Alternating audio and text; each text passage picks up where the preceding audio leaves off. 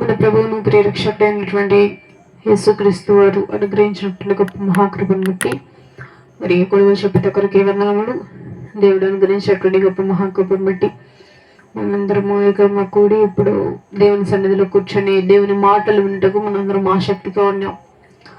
మరి ఈరోజు దేవుని యొక్క మాటలు ఏంటి అని అంటే, ఈరోజు మనం తెలుసుకోబోయేటువంటి అంశము ఏంటి అని ఆలోచన చేస్తే, విజయము. బైబిల్లో కొన్ని చోట్ల, చాలా చోట్ల బైబిల్ అనేది ఒక విజయంతో కూడుకున్నది. బైబిల్ అంతా యుద్ధమే ఉంటది. యుద్ధం ఎలా చేయాలి, యుద్ధంలో ఏం జరిగింది, యుద్ధం తర్వాత విజయం దక్కిందా లేదా అనేది బైబిల్ మొత్తం.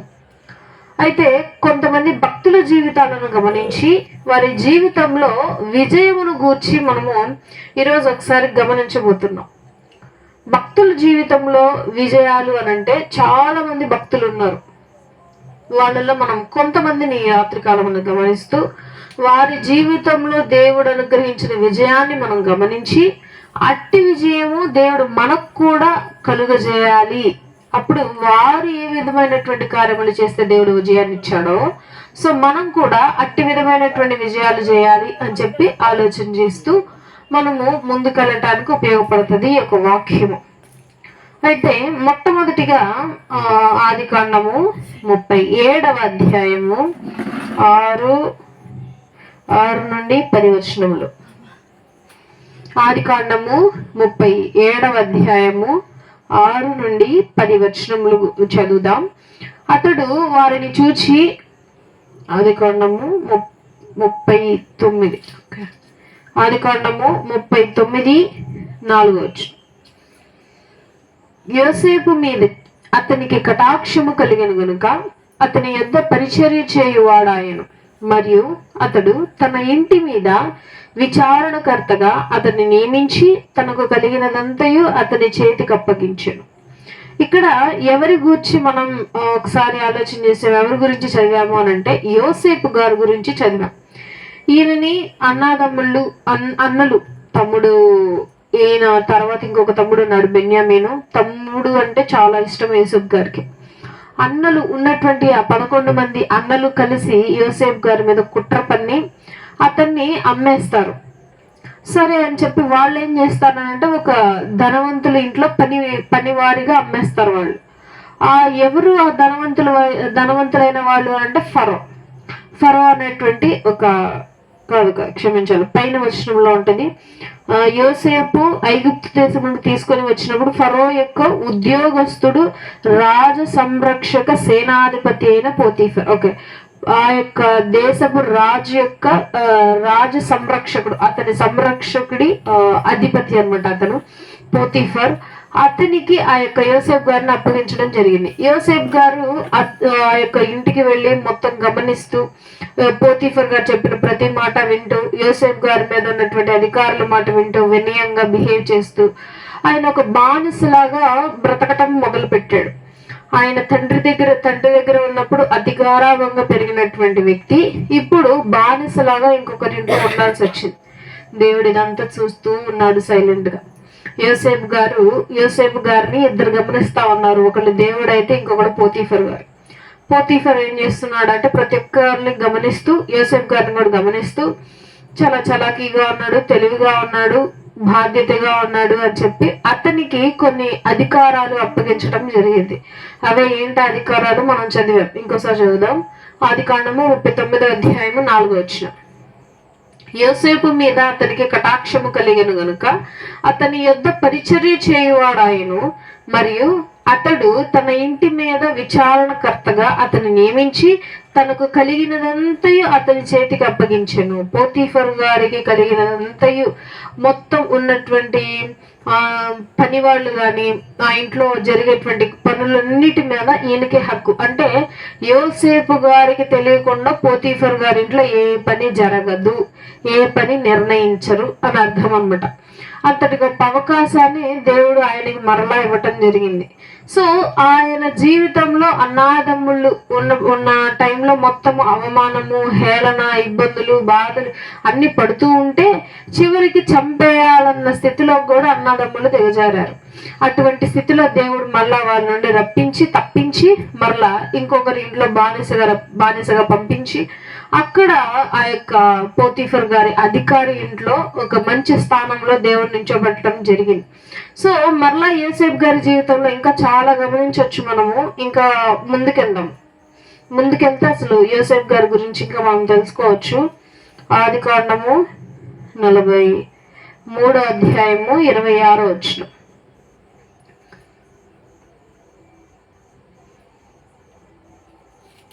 43 కంటే 41 చదువుదాం. ఆదికాండము 41వ అధ్యాయము 40 నుండి 43 వచనములు. మరియు ఫరో, చూడుము, ఐగుప్తు దేశం అంతటి మీద నిన్ను నియమించి ఉన్నానని యోసేపుతో చెప్పాను. మరియు ఫరో తన చేతినున్న తన ఉంగరము తీసి యోసేపు చేతిని పెట్టి సన్నపు నార బట్ట అతనికి తొడిగించి అతని మెడకు బంగారు గొలుసు వేసి అతని 2వ రథము మీద నెక్కించి అప్పుడు వందనములు చేయుడని అతని ముందర జనులు కేకలు వేసిరి. అట్లు ఐగుప్తు దేశం అంతటి మీద అతన్ని నియమించెను. మరియు ఫరో యోసేపుతో, ఫరోను నేనే, ఆయనను నీ సెలవు లేక ఐగుప్తు దేశం అంతటను ఏ మనుష్యుడును తన చేతినైనను కాలినైనను ఎత్తుకూడదని చెప్పాను.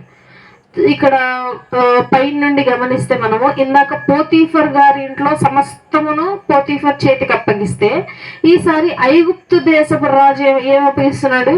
తన 2వ రథం మీద నెక్కించి అప్పుడు వందనములు చేయుడని అతని ముందర జనులు కేకలు వేసి అట్లు ఐగుప్తు దేశం అంతటి మీద అతన్ని నియమించెను.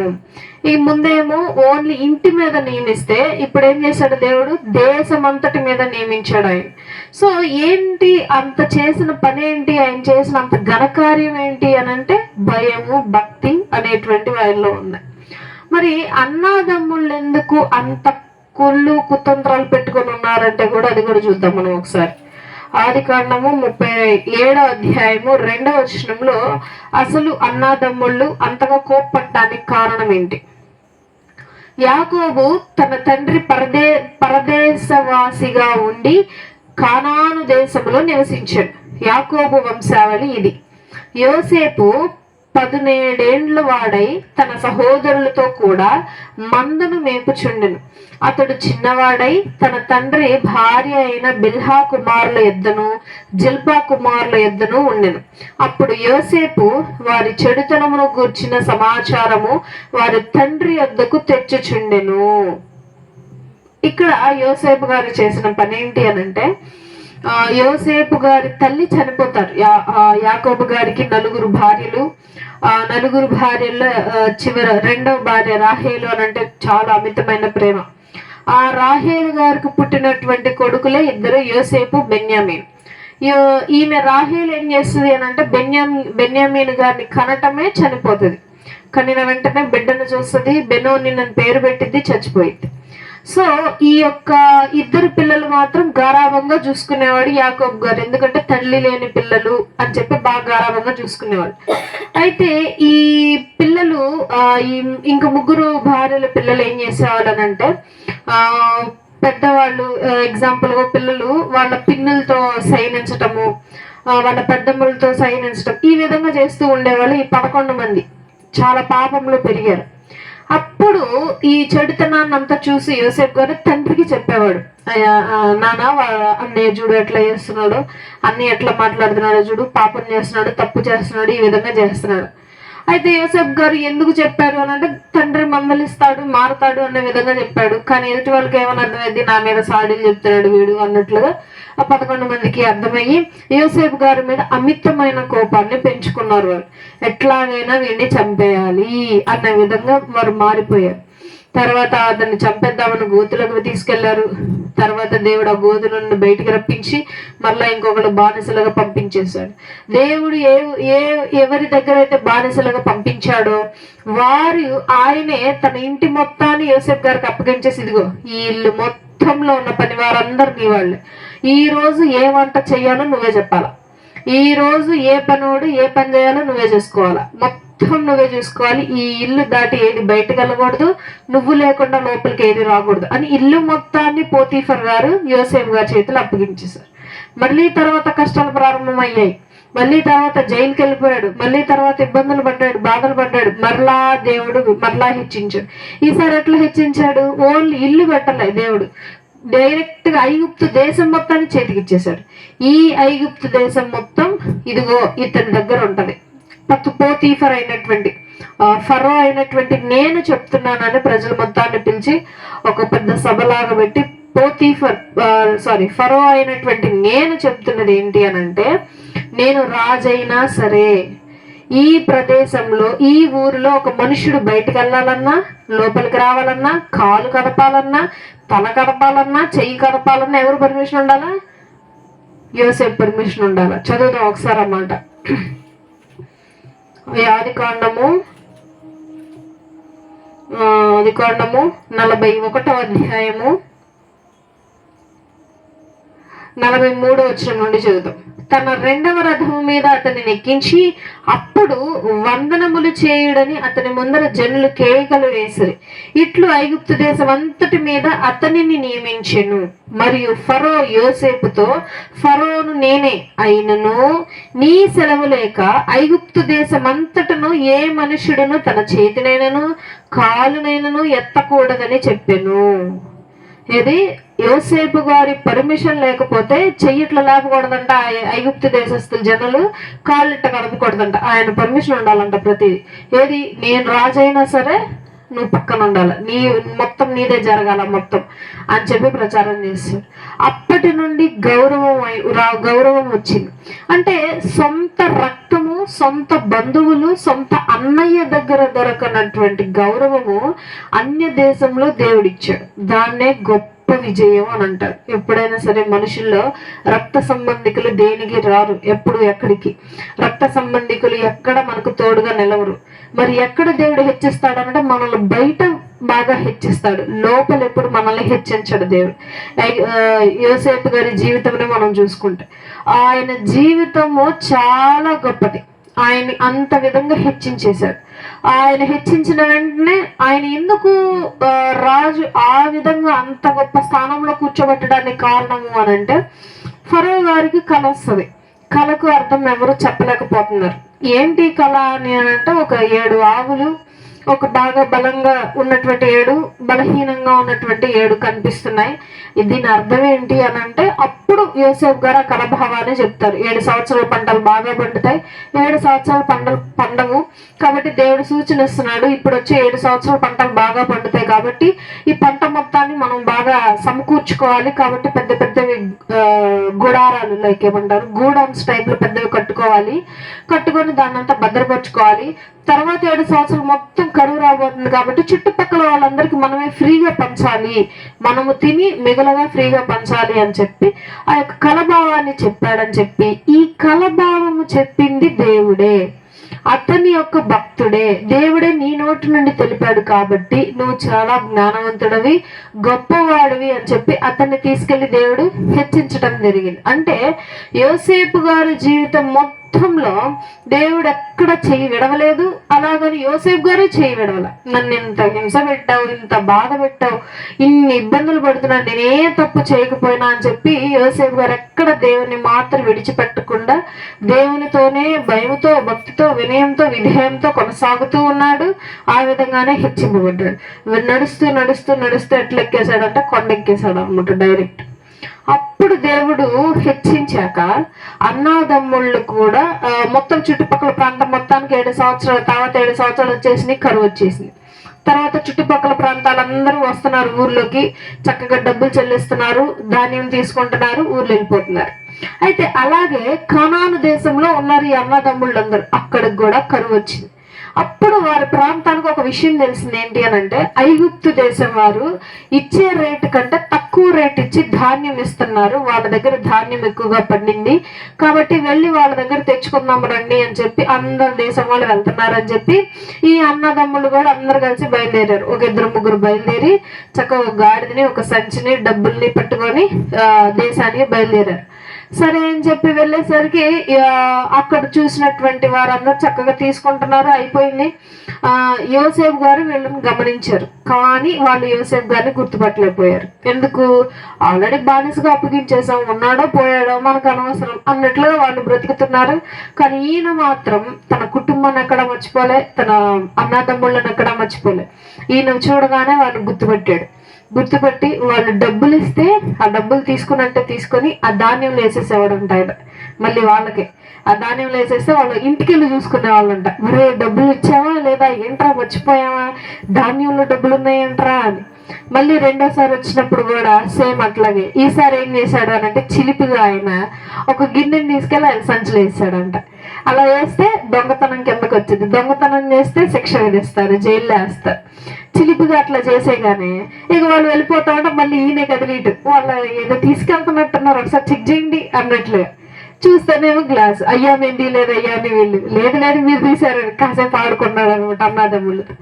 ఆడుకొని చివరికి చెప్పాడు, అన్నయ్య నేనే యోసేపుని. వాళ్ళు షాక్. ఏదో మేము అసహించుకున్నటువంటి వీడు ఇప్పుడు ఇంత గొప్ప స్థానం అయ్యి వీడే ఇచ్చే పొజిషన్కి వచ్చాడా ఏంటి? వాడు తమ్ముడైనటువంటి ఇతను మేము కొడితే కొట్టించుకున్నాడు, తిడితే తిట్టించుకున్నాడు, డైరెక్ట్ గా చంపైపోయాము గోతులో పడేసి, బురదలో వేసి.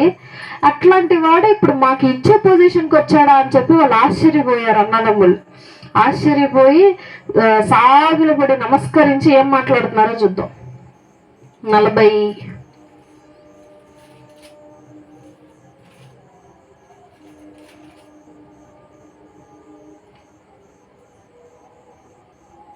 43వ వచనం నుండి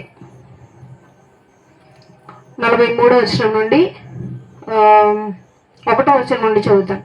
ఆ దేశమందు కరువు భారముగా ఉండను గనుక వారు ఐగుప్తు నుండి తెచ్చిన ధాన్యము తినివేసిన తర్వాత వారి తండ్రి, మీరు మరలా వెళ్ళి మన కొరకు కొంచెం ఆహారము కొనుడి అని వారితో అనగా, యూదా అతన్ని చూచి, ఆ మనుష్యుడు మీ తమ్ముడు మీతో ఉంటేనే గాని మీరు నా ముఖము చూడకూడదని మాతో గట్టిగా చెప్పారు. ఏది? ఒకసారి గిన్నెసేసి ఒక గ్లాస్ వేసి ఆట పట్టించాడు. ఆట పట్టిస్తే అయితే సరే మీరు ఎంతమంది మొత్తము, మేము ఎంతమంది అయితే మేము మొత్తం 12 మంది అండి అయ్యా. సరే 12 మందిలో వరుసగా పేర్లు చెప్పు అన్నాడు. వరుసగా పేర్లు చెప్పారు. లాస్ట్ లో బెన్యామీన్ అని ఒక అతను ఉన్నాడే, అతను రావాలని. వాడు రాడు. ఎవరు అతను అనంటే యోసేపు గారి తమ్ముడు. యోసేపు గారికి తన తమ్ముడు అంటే చాలా ఇష్టం. నేను మా తమ్ముడిని చూడాలంటలే, ఆ పిల్లాన్ని చూడాలి. ఈసారి మీరు ధాన్యం కోసం వచ్చేటప్పుడు మీరు ఆ పిల్లాన్ని, బెన్యామీను అనే అతను ఉంటేనే నేను మీకు ధాన్యం ఇస్తాను, డబ్బులు లేకపోయినా పర్వాలేదు అని అన్నాడు. అందుకు తండ్రి దగ్గర వీళ్ళు చెప్తున్నారు, లేదు బెన్యామీన్ కావాలంట, యోసేపు చూడాలంట రాజుగారు, ఆ బెన్యామీన్ లేకపోతే మనకు ధాన్యం ఇవ్వరంట అని అంటున్నాడు. కాబట్టి నీవు మా తమ్ముని మాతో కూడా పంపిన ఎడలా మేము వెళ్ళి మీ కొరకు ఆహారము కొందుము, నీవు వాని పంపనలని ఎడలా మేము వెళ్ళము. ఆ మనుష్యుడు మీ తమ్ముడు మీతో లేని ఎడలా మీరు నా ముఖము చూడకూడదని మాతో చెప్పినను. ఇక్కడ యాకోబు గారికి ఆ 12 మందిలో ఇద్దరంటేనే బహు ఇష్టం. ఒకళ్ళు యోసేపు అయితే ఇంకొకళ్ళు బెన్యామీన్. యోసేపు గారు ఎట్లాగో చచ్చిపోయారని చెప్పారు. అన్నదమ్ముళ్ళు వచ్చి ఒక పులి లాక్కెళ్ళిపోయింది, సింహం లాక్కెళ్ళిపోయింది, చంపేసింది, ఇదిగోండి చొక్కా రక్తంలో బాగా తడిచిపోయింది చూసారని చెప్పి గొర్రె రక్తాన్ని పోస్తారు. చచ్చిపోయాడని చెప్పి చెప్తారు. అప్పటికే బాధలో కృంగిపోయి అనారోగ్యమై మంచాన్ని పడతాడు. ఉన్న ఒకే ఒక్క అల్లారు ముద్దు కొడుకుని కూడా పంపిస్తే ఏమైనా జరిగిద్దేమో అని చెప్పి బెన్యామీన్ గారిని భద్రంగా దాచుకుంటే, యోసేపు గారు నేను చూడాలనేసరికి సరే అని చెప్పి తండ్రిని అడుగుతారు. తండ్రి ఏం చేస్తాడంటే పంపిస్తాడు. తర్వాత అందుకు ఇజ్రాయేలు, మీకు ఇంకొక సహోదరుడు కలడని మీరు ఆ మనుషుడితో చెప్పి నాకు ఇంత శ్రమ కలుగజేసను ఏలయనగా, వారు ఆ మనుషుడు మీ తండ్రి ఇంకా సజీవుడై ఉన్నాడా, మీకు సహోదరుడు ఉన్నాడా అని మమ్మను గూర్చి మా బంధువులను గూర్చి ఖండితముగా అడిగినప్పుడు మేము ఆ ప్రశ్నకు తగినట్టుగా అతనికి వాస్తవము తెలియజెప్పితిమి. మీ సహోదరుని తీసుకొని రండని అతడు చెప్పానని మాకిట్లు తెలియజేసినండి. మా నాన్న బాగున్నాడా, మా తమ్ముడు బాగున్నాడా అని ఎట్లా అడుగుతున్నాడు? మీ నాన్న ఉన్నాడా, ఇంకా బ్రతికే ఉన్నాడా, మీ తమ్ముడు ఉన్నాడా అని చెప్పి కుశల ప్రశ్నలు అడుగుతున్నాడు అంట. ఆయన అడుగుతున్నాడు, మరి నేనేం చెప్పేది, అందరూ చెప్పాను, వరుసగా చెప్పాము అని అంటున్నాడు కొడుకులు.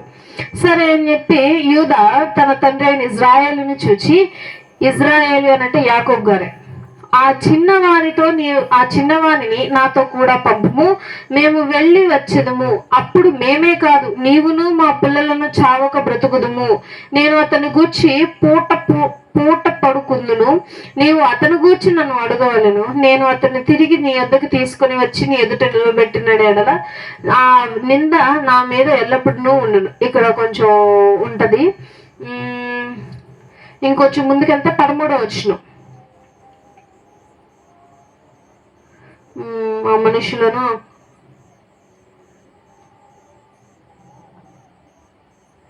16వ వచనం నుండి యోసేపు గారు చూస్తారు. యోసేపు వారితోనున్న బెన్యామీనును చూచి తన గృహ నిర్వాహకునితో, ఆ మనుషులను ఇంటికి తీసుకొని పోయి ఒక వేటను కోసి వంట సిద్ధము చేయించుము, మధ్యాహ్నమందు ఆ మనుషులు నాతో భోజనము చేయుదురని చెప్పారు. వెంటనే బెన్యామీను తన తమ్ముడిని తీసుకెళ్లారు. అన్నలు తమ్ముడిని తీసుకెళ్ళి, అయ్యా మీరు మా తమ్ముడిని అడిగారు కదా, ఇదిగోండి అయ్యా మా తమ్ముడు అని చూశాడు. వెంటనే పనివారిని పిలిచి, ఇదిగోండి మంచి వేటను ఒకటి కోసి భోజనం చేయండి, వీళ్ళందరూ ఈరోజు మనతో భోజనం చేస్తారు ఈరోజు మధ్యాహ్నం అని చెప్పి. ఫస్ట్ ఆశ్చర్యం ఏంటి, మేమెక్కడో బయట ఉండేవాళ్ళం, ఈ రాజు ఏంటి మాకింత అతిథి మర్యాదలు చేస్తున్నారని చెప్పి వాళ్ళు అప్పటికి ఆలోచిస్తూ ఉన్నారు. అయితే ఇంకా కొంచెం ముందుకెళ్తే 45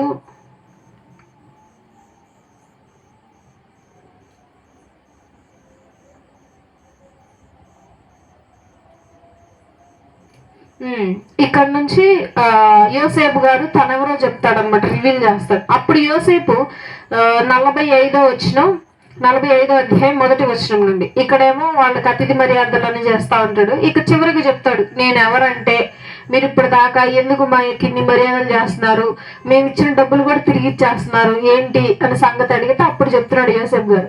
ఆదికాండము 45వ అధ్యాయం 1వ వచనం. అప్పుడు యోసేపు తన యొద్ద నిలిచిన వారందరి ఎదుట తను తాను అణుచుకొన జాలక, నా యొద్ద నుండి ప్రతి మనుషును వెలుపలకి పంపివేయడని బిగ్గరగా చెప్పాడు.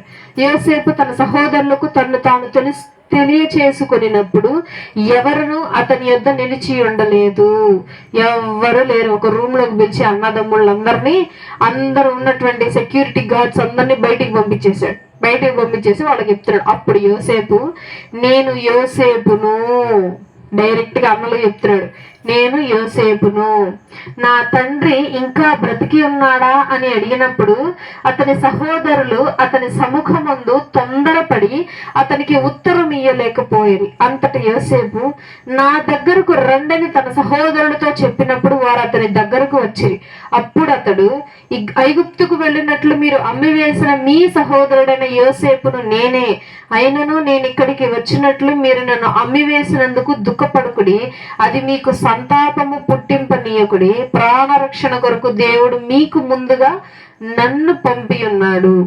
ఇక్కడ యోసేపు గారికి అంత జరిగిన అవమానానికి ఆయన చేయాల్సిన పని ఏంటి?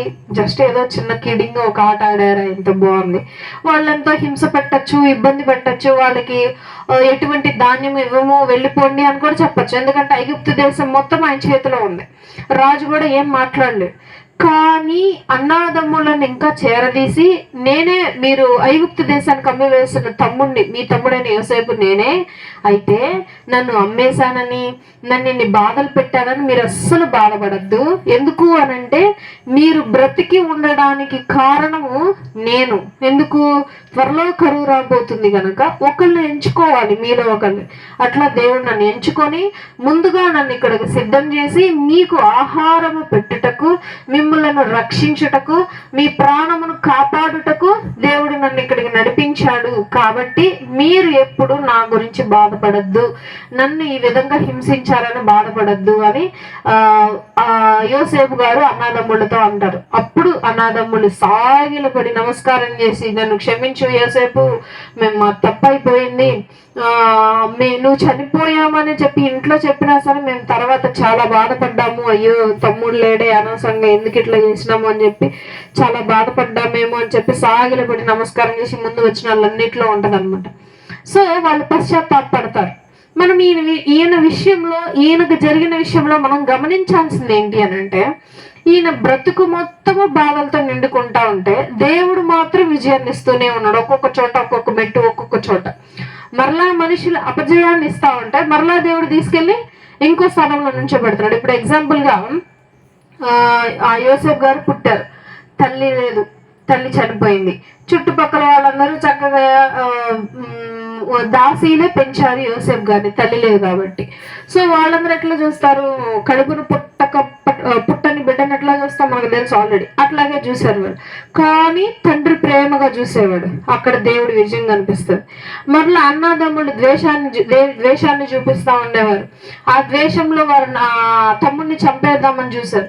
అక్కడి నుండి దేవుడు కాపాడి మరలా పోతీఫర్ ఇంట్లో గొప్ప అధికారిగా నియమించాడు. అక్కడ దేవుడు మరలా విజయాన్ని తీసుకొచ్చాడు. మరలా పోతీఫర్ భార్య అతన్ని మోహించి మరలా అతన్ని కిందకి నెట్టేసింది. మరలా కిందకి నెట్టేగానే మరలా దేవుడు ఏం చేశాడు, ఈసారి డైరెక్ట్ గా కొండెక్కిచ్చేసాడు. ఏంటా కొండ అంటే రాజ్యానికే ప్రధానమంత్రిని చేసేసాడు. సో మనుష్యులు ఎప్పుడైతే ఇంకో మనిషి ఎదగకూడదు అని చెప్పి కిందకి లాగుతా ఉంటారో దేవుడు ఏం చేస్తాడంట, పైకి లేపుతా ఉంటాడంట.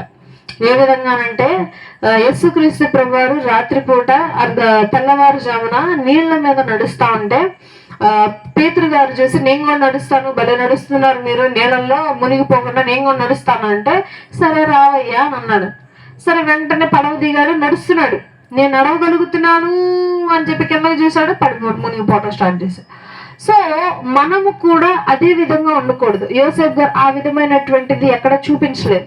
యోసేపు గారు ఆయన హెచ్చింపబడ్డాక ఆయన జీవితము, ఆయన వినయము, విధేయత అన్నీ తగ్గించినప్పుడు ఎట్లా ఉన్నాయో హెచ్చించినప్పుడు కూడా ఆ విధంగానే ఉన్నాయి. ఆయన ఎప్పుడైతే అధికారయ్యాడో, ఆయన అధికారయ్యాను నేను అని చెప్పి పొగరగాను గర్వంగాను హీనతగాను బిహేవ్ చేయలేదు, దేవుణ్ణి వదిలేయలేదు, భక్తిహీనతను తెచ్చుకోలేదు. ఆయన ఎదిగినప్పుడు కూడా వినయము, విధేయత ఆయనలో ఉన్నాయి, ప్రేమ ఆయనలో ఉన్నాయి, దేవుడు ఆయనలో ఉన్నాడు. ఆయన దేవుని వదలలేదు, దేవుడు ఆయన వదలలేదు.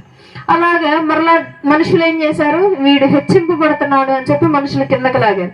మరలా దేవుడు ఏం చేశాడు, మరలా హెచ్చించడు. కాబట్టి మన జీవితంలో మనుషులు మనలను లాగివేయచ్చు, త్రోసివేయచ్చు, నెట్టివేయచ్చు. మనం ఉన్న స్థితిని బట్టి వారు మన స్థితిని చూడలేక, మనల్ని ఓరవలేక. కానీ దేవుడు ఖచ్చితంగా చూస్తూ ఉంటాడు ఇవన్నీ.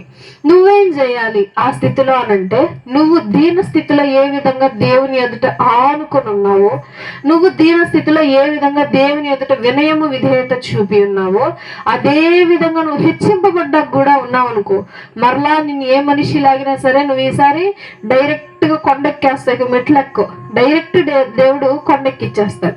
సో మనము ఎదిగేటువంటి విషయంలో, మనము మెట్లు ఎక్కే విషయంలో, మనము జీవించే భక్తి జీవితంలో ఎప్పుడు వినయము, విధేయత, ప్రేమ, భక్తి, భయము అనేటువంటి ఇవేవి మన జీవితంలో నుండి, మనలో నుండి, మన మనస్సులో నుండి, మన ప్రవర్తనలో నుండి పోకుండా చూసుకోవాలి.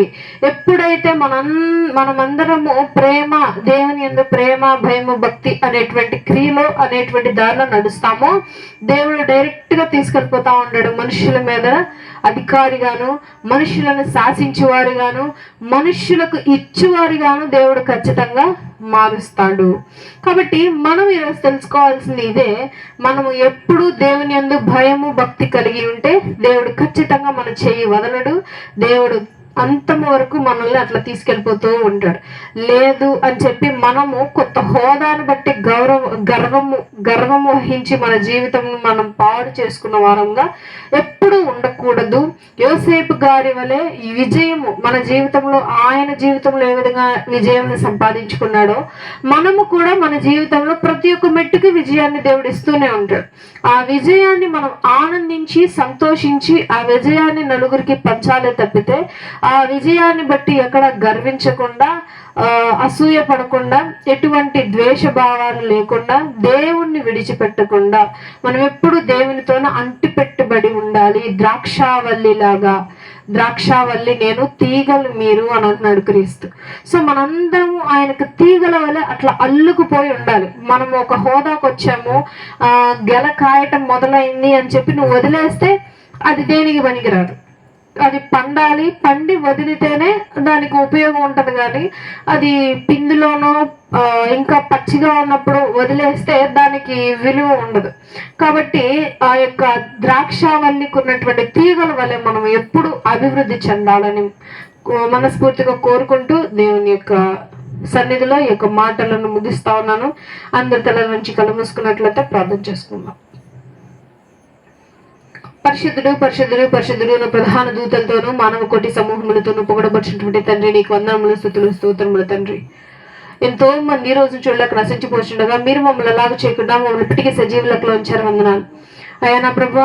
ఈరోజు నా తండ్రి ఈ యొక్క ఉపవాస కూడిక దినమున అయ్యా విజయము ఏ విధంగా వస్తూ ఉన్నదో జీవితంలో, అట్టి విజయం పొందాలంటే ఏం చేయాలి అనేటువంటి ఒక భక్తి పరుల జీవితమును మాకు జ్ఞాపకం చేసి నా తండ్రి వారి జీవితాలను తేటగా కనపరిచిన విధానం బట్టి మీ కృతజ్ఞతలు. యోసేపు గారి జీవితం ఏ విధంగా ఉండదో మాకు తెలియజేసి ఉన్నారు, మీ కృతజ్ఞతలు. అట్టి జీవితము మేము కూడా జీవిస్తున్నా తండ్రి. అయ్యా ఎంతమంది మమ్మల్ని త్రొక్కివేయాలన్నా, నాశనం చేయాలన్నా సరే నా ప్రభువా, నీవు హెచ్చించి వాడవని మేము నమ్ముతా ఉన్నాం నా తండ్రి. నీ హెచ్చింపుదలకు నా తండ్రి ప్రభు మేము తగ్గి ఉండి నా తండ్రి నేను భయముతోనూ భక్తితోనూ మెలిగే కృపను మా అందరికీ అనుగ్రహించండి. అయ్యా నా తండ్రి సంఘమును జ్ఞాపకం చేసుకోండి. సంఘంలో ఉన్నటువంటి ప్రతి ఒక్కరిని మీరు దీవించండి, ఆశీర్వదించండి. అయ్యా తండ్రి ప్రభు సంఘంలో ఉన్నటువంటి ఒక స్త్రీ నా తండ్రి ప్రభు మగపిల్లవాడికి నా తండ్రి ప్రభు జన్మనిచ్చింది నా తండ్రి. అయ్యా నీవు చేసినటువంటి గొప్ప కృపను మేళను బట్టి నీ కృతజ్ఞతలు. అయ్యా ఇరువురికి మంచి ఆరోగ్యమును అనుగ్రహించారు, మీరు కృతజ్ఞతలు. అయ్యా ఇట్టి విధంగా ఎన్నో మేలులు సంఘం తరపున మీరు చేయండి. అయ్యా నా తండ్రి సంఘంలో ఉన్న ప్రతి ఒక్కరి తండ్రి ప్రభా సమస్యలను మీరు తీర్చండి. వారికి ఉన్నటువంటి ప్రతి ఒక్క తండ్రి ప్రభా బాధలు, ఇబ్బందులు, ఇరుకులు మీరు ఎరిగి ఉన్నారు నాయన. స్థలము విషయంలో కానీ, ఇండ్ల విషయంలో కానీ తండ్రి ప్రభా కుటుంబ విషయాలు కానీ మీరు అన్నీ ఎరిగి ఉన్నారు నాయన. ప్రతి ఒక్క విషయంలో మీరు తోడుగా సహాయం చేయండి. ప్రతి ఒక్క కార్యము నెరవేర్చిన ప్రభు కుటుంబంలో ఉన్నటువంటి ప్రతి ఒక్కరూ నీకు గొప్ప సాక్షులుగా నిలబెట్టకు సహాయం చేయండి తండ్రి. నీకే వందనములు చెల్లించుకుంటున్నాం నాయన. ఈ యొక్క కూడికను ముగించుకుని సగృహాలకు వెళ్ళబోచుండగా రాకపోకలు మీరు తోడుగా సహాయం చేయండి నా తండ్రి ప్రభా. మరలా రేపటి దినమున జరగబోయేటువంటి తండ్రి ప్రభా సండే స్కూల్ కార్యక్రమంలో తోడుగా సహాయం చేయండి. సండే స్కూల్ కు పంపేటువంటి బిడ్డలను తండ్రికి మీరు జ్ఞాపకం చేసుకోండి. తల్లిదండ్రులను జ్ఞాపకం చేసుకోండి. కష్టార్జితమును జ్ఞాపకం చేసుకోండి. ఎక్కడెక్కడైతే మేము సండే స్కూల్ పెడుతున్నామో ఆ యొక్క సంఘ కాపురులను మీరు జ్ఞాపకం చేసుకోండి. అయ్యా తండ్రి ప్రభు వచ్చే వారంలో మేము చేయబోయేటువంటి గొప్ప కార్యక్రమం మీరు దీవించండి, ఆశీర్వదించండి. అయ్యా యొక్క కార్యక్రమం నా తండ్రి ప్రభా నీకు మహిమార్థంగా జరుగుటకు సహాయం చేయండి. నీ కృపను కుమ్మరించండి నా తండ్రి. అయ్యా తండ్రి అనుకున్న విధంగా నా తండ్రి ప్రభా అనుకున్న విధంగా ఇంకా గొప్పగా జరిగే కృపను అనుగ్రహించండి నా తండ్రి. ప్రతి ఒక్క కార్యము నా తండ్రి నీ చేతుల మీద జరిగిస్తున్న విధానం బట్టి మీ కృతజ్ఞతలు. ఈ మినిస్ట్రీని అభివృద్ధి పరుస్తున్న విధానం బట్టి మీ కృతజ్ఞతలు నా తండ్రి.